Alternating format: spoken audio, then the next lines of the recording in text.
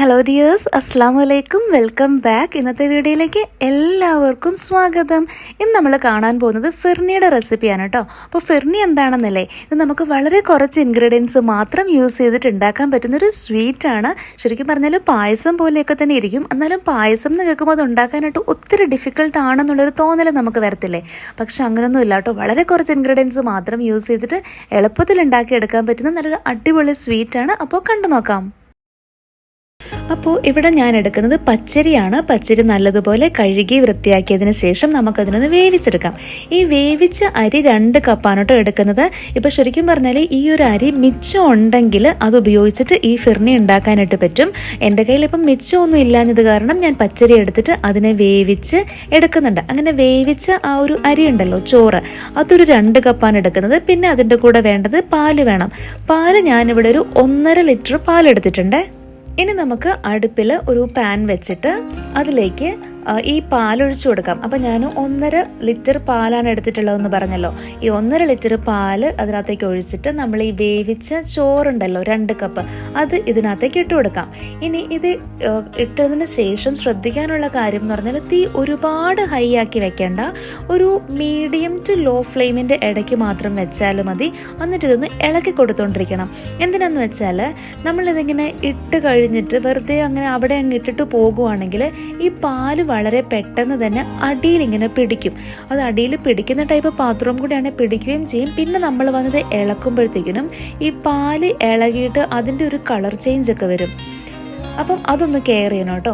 ഇനി ഇതിനകത്തേക്ക് ഇട്ട് കൊടുക്കുന്നത് പഞ്ചസാര ഇടുന്നുണ്ട്. പഞ്ചസാര ഇവിടെ ഇട്ട് കൊടുക്കുന്നത് 1 കപ്പാണ്. പഞ്ചസാരയുടെ അളവ് നമ്മളുടെ ഓരോരുത്തരുടെയും ഇഷ്ടം അനുസരിച്ച് ചേഞ്ച് ചെയ്യാം. ഇപ്പം 1/2 കപ്പോ 1/4 കപ്പൊക്കെ ഇട്ടാലും കുഴപ്പമില്ല. അന്നേരം എന്ന് പറഞ്ഞാൽ മധുരം തീരെ അറിയത്തില്ല.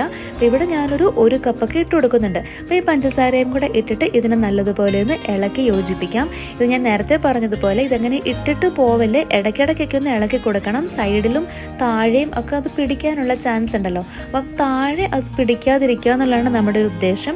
പിന്നെ സൈഡിൽ ഇങ്ങനെ പിടിച്ചു വരും, കാരണം നമ്മൾ ഈ പാലാണല്ലോ വേവിക്കുന്നത്. അപ്പോൾ പാലിൻ്റെ ആ ഒരു പാട പോലെ സൈഡിൽ ഇങ്ങനെ പിടിക്കും. അപ്പം വളരെ കെയർഫുൾ ആവേണ്ടത്. അങ്ങനെ പിടിക്കുന്നത് നമ്മൾ വീണ്ടും ഇങ്ങനെ നമ്മൾ ഉപയോഗിക്കുന്ന തവി ഉപയോഗിച്ചിട്ട് ഇങ്ങനെ വടിച്ച് അതിനകത്തേക്ക് ഇടാതിരിക്കാൻ നോക്കണം. അങ്ങനെ ഇടുമ്പോഴത്തേക്കിനും പാട പോലെ നമ്മൾ ഉണ്ടാക്കി വരുന്നതിനകത്ത് വരും. അപ്പം അതവിടെ ഇരുന്നോട്ടെ ആ സൈഡിൽ, താഴെ പിടിക്കാതിരുന്നാലും മതി.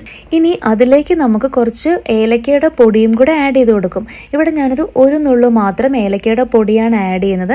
ഇനി അതിങ്ങനെ ഇരുന്ന് കുറുകി ഇതിങ്ങനെ വറ്റും. നമ്മൾ ആദ്യം ഒഴിച്ചു കൊടുത്തപ്പോഴത്തേക്കിനും ഈ പാൽ ഒരുവിധം മുകളിൽ തന്നെ ഉണ്ടായിരുന്നു. നല്ലതുപോലെ വറ്റി കുറുകി വരും. ഇവിടെ നമ്മൾ വേറെ കണ്ടൻസ്ഡ് മിൽക്കോ അങ്ങനത്തെ ഐറ്റംസ് ഒന്നും തന്നെ ആഡ് ചെയ്യുന്നില്ല. ഇതിങ്ങനെ കുറുകി വരിക അത്രേ മാത്രമേ ഉള്ളൂ. പാല് നല്ലതുപോലെ പഞ്ചസാരയും കൂടെ ഒക്കെ ഇട്ട് അത് കുറുകുമ്പോഴത്തേക്കിനും അതിനൊരു സ്പെഷ്യൽ ടേസ്റ്റ് വരുമല്ലോ. ഇത് കഴിയുമ്പോഴത്തേക്കിനും നമുക്ക് ഫ്ലെയിം ഓഫ് ചെയ്യാം, മാറ്റി വയ്ക്കാം. ഇത് മാറ്റിയതിന് ശേഷം കുറച്ച് കഴിയുമ്പോഴത്തേക്കിനും തന്നെ ഇതൊന്നും കൂടി ഒന്ന് കുറുകാനുള്ള ചാൻസ് ഉണ്ട്. ഈ ഒരു ഫിർണി നമുക്ക് ഒന്നെങ്കിൽ ചൂടോടുകൂടി തന്നെ കഴിക്കാം, ഇല്ലാന്നുണ്ടെങ്കിൽ തണുപ്പിച്ചായാലും കഴിക്കാം. നല്ല ടേസ്റ്റ് ആയിരിക്കും. തണുപ്പിച്ച് കഴിക്കുന്നതായിരിക്കും കുറച്ചും കൂടി നല്ലതെന്ന് തോന്നുന്നു, തണുപ്പിച്ച് കഴിക്കുന്ന ഇഷ്ടമുള്ളവർക്ക് കേട്ടോ. അപ്പം ഇത് നമ്മൾക്ക് മാറ്റി വെച്ച് കഴിഞ്ഞിട്ട് കുറച്ച് നേരം കഴിയുമ്പോഴത്തേക്കിനും ഇതിനകത്തേക്ക് കുറച്ച് നെയ്യ് ആഡ് ചെയ്ത് കൊടുക്കാം. അതേപോലെ തന്നെ ഡ്രൈ ഫ്രൂട്ട്സും ആഡ് ചെയ്യാം. അപ്പോൾ കാഷ്യൂ നട്ട്സോ റേസിൻസോ അതേപോലെ ആൽമണ്ട്സോ എന്ത് വേണമെങ്കിലും ആഡ് ചെയ്യാം. അപ്പോൾ ഇവിടെ ഞാൻ ആഡ് ചെയ്യുന്നത് കുറച്ച് ആൽമണ്ട്സ് കട്ട് ചെയ്തിട്ട് അതിൻ്റെ മുകളിലേക്ക് ഇട്ട് കൊടുക്കുന്നുണ്ട്. അതേപോലെ തന്നെ നെയ്യ് നമ്മൾ ഓൾറെഡി ആഡ് ചെയ്തു. ഇത്രയേ ഉള്ളൂ പണി. വളരെ എളുപ്പത്തിൽ വളരെ കുറച്ച് ഇൻഗ്രീഡിയൻസ് മാത്രം യൂസ് ചെയ്തിട്ട് ഉണ്ടാക്കുന്ന ഈ ഫിർണി ട്രൈ ചെയ്ത് നോക്കുക. നിങ്ങളുടെ അഭിപ്രായങ്ങൾ എന്നെ അറിയിക്കുക. വീണ്ടും നമുക്ക് മറ്റൊരു വീഡിയോ ആയിട്ട് ഉടനെ തന്നെ കാണാം. അതുവരേക്കും take care and stay safe.